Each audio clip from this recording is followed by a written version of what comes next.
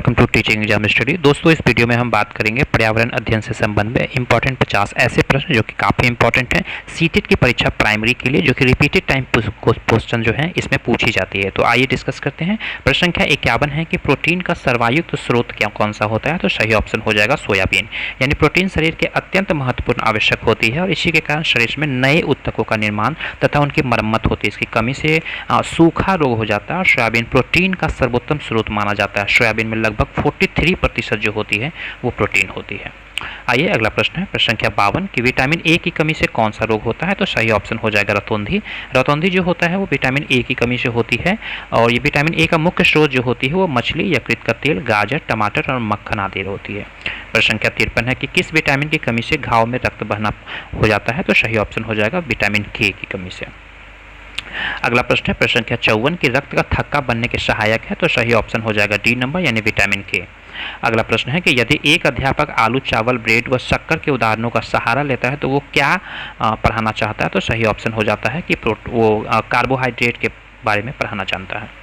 किस विटामिन की कमी से रक्त का थक्का नहीं जमता है। तो सही ऑप्शन विटामिन के हो जाएगा। ये प्रश्न आपको बार बार पूछी जाती है। अगला प्रश्न है, प्रश्न संख्या 57 कि सबसे अधिक प्रोटीन किस में पाई जाती है। उड़द में, अरहर में, मटर में या सोयाबीन में है। तो सही ऑप्शन हो जाएगा डी में।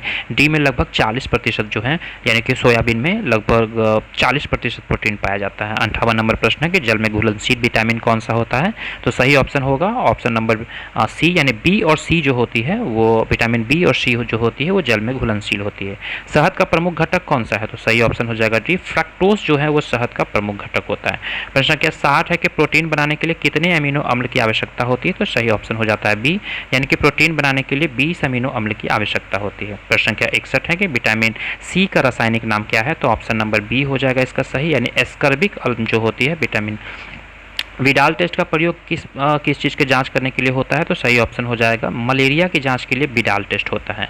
विडाल टेस्ट का प्रयोग टाइफाइड को जांचने के लिए भी किया जाता है। अगला प्रश्न है, प्रश्न संख्या 63 कि मनुष्य के शरीर के लिए ऊर्जा का प्रमुख स्रोत कौन सा है। प्रोटीन, कार्बोहाइड्रेट, विटामिन या खनिज लवण। तो सही ऑप्शन इसका बी हो जाएगा, यानी कि कार्बोहाइड्रेट जो होता है वो मनुष्य के शरीर के लिए ऊर्जा का मुख्य स्रोत होता है। इसमें चावल, गेहूँ, आलू, मौसमी फलों और गन्ना, शकरकंद आदि में जो है ये पाए जाते हैं।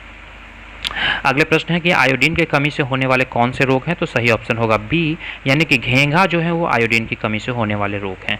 अगला प्रश्न है कि कुनैन के अतिरिक्त निम्नलिखित में से एक शाकीय औषधीय मलेरिया के उपचार के लिए प्रयोग किया जाता है। तो सही ऑप्शन होगा और टिंथर, यानी कि टिंथर एक शासकीय औषधि पौधा है जिसका प्रयोग मलेरिया के उपचार के लिए किया जाता है। अगला प्रश्न है कि एलिसा जांच का प्रयोग किया जाता है टाइफाइड, टीबी, एड्स या पोलियो के लिए। तो सही ऑप्शन हो जाएगा ऑप्शन नंबर सी, यानी एड्स, यानी कि एलिसा जांच का प्रयोग एड्स को जांचने के लिए किया जाता है। जापानी एंसेफेलाइटिस का कारण कौन सा होता है। तो सही ऑप्शन होता है विषाणु होता है, यानी वायरस। अगला प्रश्न है, प्रश्न संख्या 68 की इंसुलिन की कमी से कौन सा रोग होता है। तो सही ऑप्शन होता है मधुमेह, जिसे डायबिटीज कहा जाता है। मधुमेह नामक रोग हो जाता है। इस रोग में रक्त में शर्करा की मात्रा जो होती है वो बढ़ जाती है। अगला प्रश्न है, प्रश्न संख्या 69 कि मानव गुर्दे का पथरी किससे बनी होती है। तो मानव गुर्दे की जो पथरी होती है एक ठोस पदार्थ कैल्शियम ऑक्सलेट बनती है। तो कैल्शियम ऑक्सलेट, यानी ऑप्शन नंबर बी इसका सही हो जाएगा। प्रश्न संख्या 70 है कि कौन सा प्रोटीन दूध में पाया जाता है। तो सही ऑप्शन है केसीन। केसीन जो होता है वो दूध में केसीन नामक प्रोटीन जो है वो पाया जाता है। आइए विटामिन की कमी से होने वाले कुछ रोग को देख लेते हैं जो कि काफ़ी इंपॉर्टेंट है और रिपीटेड टाइम एग्जाम में पूछी जाती है। तो विटामिन ए का रासायनिक नाम रेटिनॉल होता है और इसकी कमी से होने वाली रोग है रतौंधी, संक्रमण का खसरा, जेरोप्थेलेमिया। और इसका स्रोत होता है दूध, अंडा, पनीर, हरी साग सब्जियाँ, मछली युक्त तेल में। विटामिन B1 का रासायनिक नाम थायमीन होता है। इसकी कमी से बेरी रोग होता है। विटामिन B2 में को राइबोफ्लेविन कहा जाता है रासायनिक नाम। और त्वचा का फटना, आंखों का लाल होना, जीह का फटना जो होता है वो इसके कमी से होने वाले रोग होता है। विटामिन B3 को निकोटिनेमाइड या नियासिन भी कहा जाता है। प्लेगरा, यानी कि त्वचा का दाद हो जाता है और 4D सिंड्रोम होता है। विटामिन B5 को पैंथोटिक अम्ल कहा जाता है। बाल इससे सफ़ेद होता है और मंदबुद्धि होता है। इसमें मांस, दूध, मूंगफली, गन्ना, टमाटर खाना ज़्यादा उपयुक्त होता है। विटामिन B6 को पायरिडॉक्सिन कहा जाता है। इसमें त्वचा नामक रोग और एनीमिया होता है। विटामिन B7 को बायोटीन कहा जाता है और इसमें लकवा, शरीर में दर्द, बालों का झड़ना हो जाता है। विटामिन B9 को फॉलिक अम्ल कहा जाता है जिसके कारण से एनीमिया और पेचिश रोग होता है। और विटामिन B12 को साइनोकोबाल्बिन कहा जाता है जिसकी कमी से एनीमिया और पांडु रोग होता है। विटामिन सी की कमी को एस्कर्बिक एसिड कहा जाता है और इसमें मसूरों का फूलना जो हो जाता है। विटामिन डी को कैल्सीफेरोल रासायनिक नाम है, और रिकेट्स ये बच्चों में जो होता है वो बीमारी होता है, ऑस्टियोमोलेसिया। और मछली युक्त तेल, दूध, अंडे खाना इसमें उपयुक्त होता है। विटामिन ई को टेकोफेरोल कहा जाता है, इसमें जनन शक्ति की कमी होती है। विटामिन के को फिलोक्विनिन कहा जाता है, इसमें रक्त का थक्का नहीं बनता, और टमाटर और हरी सब्जियों में आंतों से उत्पन्न होती है।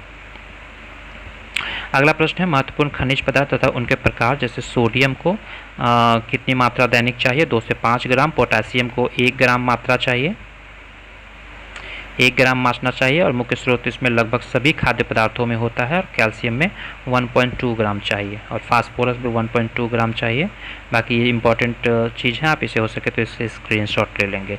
अगला प्रश्न 71 नंबर प्रश्न है कि रमन को उसके पड़ोसी ने 4 किलो आंवला उपहार में दिए, वह मुरब्बा बनाने की योजना बनाता है, उसे किस तकनीक को अपनाने की जरूरत होगी? तो सही ऑप्शन होगा उसे परीक्षण तकनीक को अपनाने की आवश्यकता होगी। प्रश्न संख्या 72 है कि निम्नलिखित में से कौन सा खुराक में प्रोटीन अधिक के में नहीं होता है? तो ऑप्शन संख्या सी यानी कि शुद्ध घी। शुद्ध घी में प्रोटीन की मात्रा 0 होती है, अर्थात शुद्ध घी प्रोटीन का स्रोत नहीं है। जबकि दाल में प्रोटीन की मात्रा 20 से 35%, और मांस में 8 से 20%, और पनीर में जो होती है वो 9% होती है। अगला चलते हैं प्रश्न संख्या 74 की ओर कि निम्नलिखित में से कौन सा अलग समूह से संबंधित है? तो सही ऑप्शन हो जाएगा रेबीज, यानी स्कर्बी, रिकेट्स, रतौंधी रोग क्रमशः विटामिन सी, विटामिन डी और विटामिन ए की कमी से होता है, जबकि रेबीज जो होता है वो कुत्ते के काटने से होता है। भिंडी में पाया जाता है, तो भिंडी में ये सभी पाया जाता है। फास्फोरस पाया जाएगा, विटामिन ए पाया जाता है, और विटामिन सी भी भिंडी में पाया जाता है। प्रश्न संख्या 76 है कि निम्नलिखित में से किसमें कुनाइन नामक दवा प्राप्त होती है? तो सिनकोना के छाल से होती है कुनाइन नामक दवा प्राप्त होती है। कुनाइन दवा का प्रयोग मलेरिया के उपचार के लिए किया जाता है, इस चीज़ को भी आप याद रखेंगे। अगला प्रश्न है कि कश्मीर में श्रीनगर के घरों के बारे में निम्नलिखित में से कौन सा कथन सही नहीं है? आप इसे देखिएगा, सही नहीं है तो ऑप्शन नंबर बी हो जाएगा कि श्रीनगर में बहुत सारे परिवार डोंगा में रहते हैं जो पहाड़ी क्षेत्रों में बने होते हैं। ये गलत होगा, परंतु जो नहीं है पूछ रहा है तो जो गलत है वही सही है। अगला प्रश्न है कि घरों की निम्नलिखित विशेषताओं पर विचार कीजिए। लकड़ी के फर्श एवं लकड़ी के समतल छतें, निचली मंजिल पर कोई खिड़की नहीं है, यह मंजिल जानवरों और आवश्यक सामान रखने के लिए होती है। और उसके बाद से और ऑप्शन है कि बालू छत और जमीन के ऊपर उठे पत्थरों का खंभा घर के बने होते हैं। पत्थर, गारा, चूने से बनी मोटी दीवारें लेह और लद्दाख के घरों में पाए जाने वाली विशेषताएं हैं। तो इसका ऑप्शन नंबर बी यानी ए, बी और डी जो है वो बिल्कुल उपयुक्त हो जाएगा। यानी कि लद्दाख भारत का केंद्र शासित प्रदेश है जो कि 31 अक्टूबर 2019 और जम्मू कश्मीर में अलग किया गया था। इसे दर्रो का प्रदेश भी कहा जाता है। इनकी गर्मी में राजधानी लेह और सर्दी में कारगिल बन जाती है। लेह लद्दाख का सबसे बड़ा शहर है जिसकी छतें बनाई जाती है और घरों में निचली मंजिल पर कोई खिड़की नहीं होती है। यह मंजिल जानवरों में आवश्यक सामान रखने के लिए और लद्दाख के घरों में पाई जाने वाली विशेषता है, यह इस प्रकार से होती है। प्रश्न संख्या 79 अभिकथन और कारण वाला है कि कारण है कि अभिकथन है कि घरों की सतह जमीन की गोबर और मिट्टी की से घोल से पिलाई जाती है, और कारण है कि गोबर घर के अंदर तापमान को नियंत्रित करता है तथा कीड़ों को घर में घुसने से रोकता है। तो ये ऑप्शन नंबर सी सही हो जाएगा, यानी ए और आर दोनों सही है और आर ए की सही व्याख्या करता है। प्रश्न संख्या 80 है कि एनसीईआरटी के पर्यावरण अध्ययन की 5वीं कक्षा की पाठ्यपुस्तक में पाठ 13 गौरव जानी की अद्भुत यात्रा का वर्णन करता है। यह पाठ निम्नलिखित में से कौन से थीम का हिस्सा है? तो सही ऑप्शन हो जाएगा आवास यानी डी नंबर। अगला प्रश्न है प्रश्न संख्या 81 की किसी पर्वतीय क्षेत्र में प्रेक्षण करते समय यह पाया गया है कि लोगों ने अपने घर पत्थर, मिट्टी, लकड़ी और चूने से बनाया है। यह घर 2 मंजिल है, नीचे की मंजिल पर जानवर रखते हैं तथा जरूरत का सामान भी इकट्ठा करके रखते हैं। वह स्वयं पहली मंजिल पर रहते हैं। सभी घरों के छतें समतल हैं तथा इन्हें पेड़ों के मोटे तनों से बनाया जाता है। यह पर्वतीय क्षेत्र नीचे दिए गए किस प्रदेश में है? तो सही ऑप्शन हो जाएगा सी नंबर यानी जम्मू और कश्मीर में। प्रश्न संख्या 82 है प्रत्येक स्थान के नाम को साथ उस क्षेत्र में बनाए जाने वाले सामान्य घरों के सही विवरण को मिलान करें। तो इसका सही विवरण हम देखते हैं तो इसका डी नंबर ऑप्शन जो है वो बिल्कुल सही हो जाएगा, यानी कि ए का 2 है। मनाली जो होगा पत्थर या लकड़ी से बने ढालू छतों वाले घर होते हैं। राजस्थान यानी बी का 4 हो जाएगा, यानी कि मिट्टी के घर में जिनकी छतें कटीली झाड़ियों से झरी होती है। और असम यानी कि सी का 1 यानी बांस के खंभों पर बने ऊंचे उठे हुए घर होते हैं।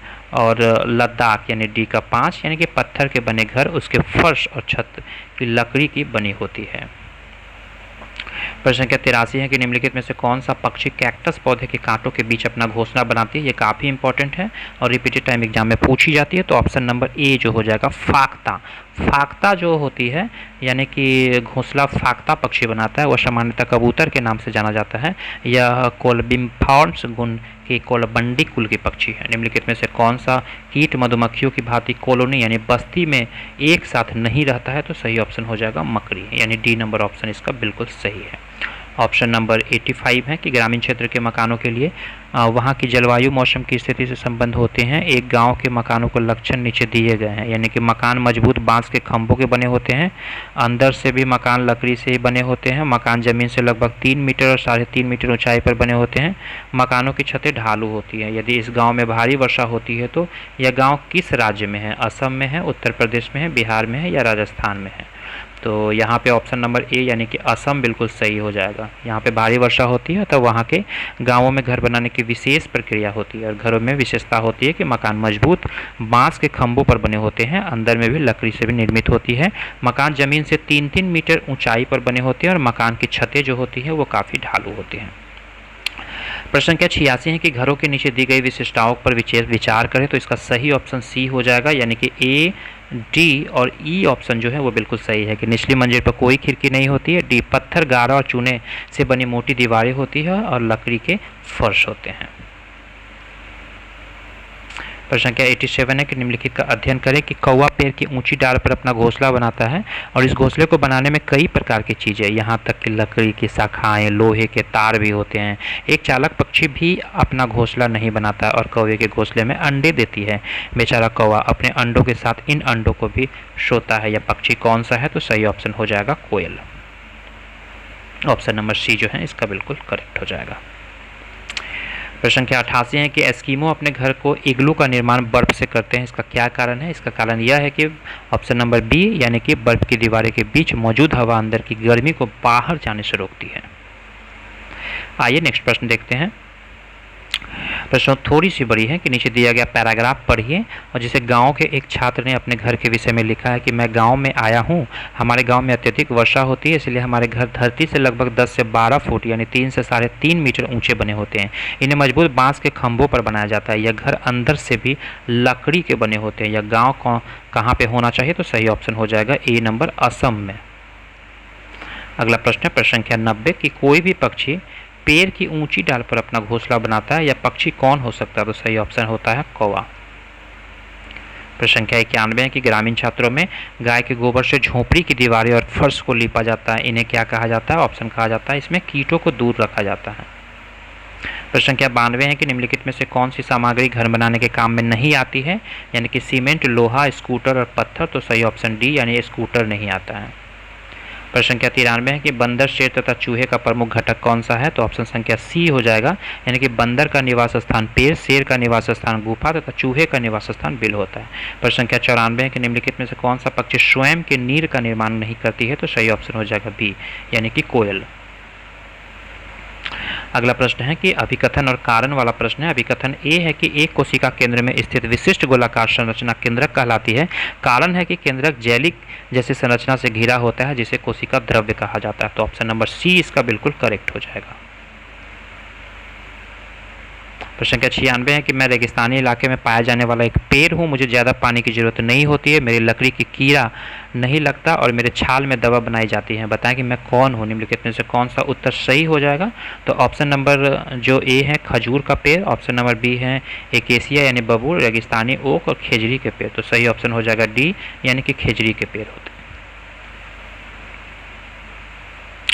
प्रश्न संख्या 98 है कि नीचे दिए गए कथन और कारण के बारे में बताना है। कथन है कि स्लॉथ दिन में करीब 20 घंटे तक सोते हैं। कथन बी है कि लगभग जीवन काल 20 वर्ष के अपने पूरे जीवन में वे मुश्किल से 5 पैरों तक ही घूम जा पाते हैं। और निम्नलिखित में कौन सा कुछ सही है। तो सही ऑप्शन हो जाएगा सी नंबर, ए और बी जो हैं वो दोनों गलत हैं। आइए सही क्या है उसके बारे में हम बताते हैं कि स्लॉथ के बारे में निम्नलिखित कथन है कि स्लॉथ दिखने में भालू की तरह होते हैं और ये भालू से अलग होते हैं। स्लॉथ दिन में करीब 17 घंटे पेड़ में उल्टा लटकर आराम करते हैं। स्लॉथ 40 वर्ष तक अपने जीवन में सिर्फ 8 पैरों पर ही घूमते हैं और ये सप्ताह में एक बार ही शौच के लिए पेड़ से नीचे उतरते हैं। जिस पेड़ पे वे रहते हैं उसी के पत्ते खाकर अपना पेट भरते हैं। तो स्लॉथ के बारे में विकल्प सी जो कूट है वो गलत है। प्रश्न संख्या 99 के कथन और अभिकथन और कारण वाला है कि काम करने वाली मधुमक्खियां के बिना ना तो छत्ता बनेगा और ना ही शहद इकट्ठा हो पाएगा। कारण है नरमक्खी छत्ते के लिए बहुत खास काम करता है। तो ऑप्शन नंबर डी ए सही है, लेकिन आर जो है वो बिल्कुल गलत है।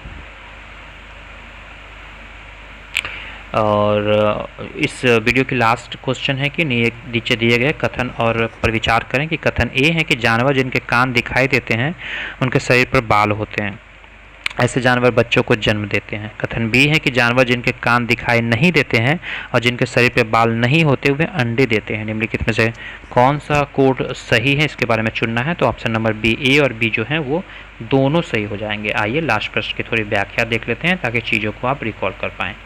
चैनल पर नए होंगे तो जरूर चैनल को सब्सक्राइब कर लें। जिन जानवर जैसे मनुष्य, कुत्ते, गाय के कान बाहर दिखते हैं, उनके शरीर पर बाल होते हैं और वे सीधे बच्चे को जन्म देती है, स्तनधारी कहलाते हैं। और यह कथन सही है। तथा जिन जानवरों के कान बाहर दिखाई नहीं देते हैं, जैसे मछली, पक्षी, सांप, और जिनके शरीर पर बाल नहीं होते हैं, पंख या सल्क होते हैं, वे अंडे देते हैं, अंड प्रजक कहलाते हैं। यह भी कथन जो है वो बिल्कुल सही हो जाएगी। तो बस ये 50 प्रश्नों की इंपॉर्टेंट पर्यावरण से रिलेटेड सीरीज़ थी, और नई वीडियो हम फिर आपके साथ लाएंगे जिसमें कि अन्य सीरीज की प्रश्नों को हम व्याख्या करेंगे आपके साथ। और अगर आप चैनल पर नए हैं तो चैनल को सब्सक्राइब कर लें। वीडियो देखने के लिए धन्यवाद।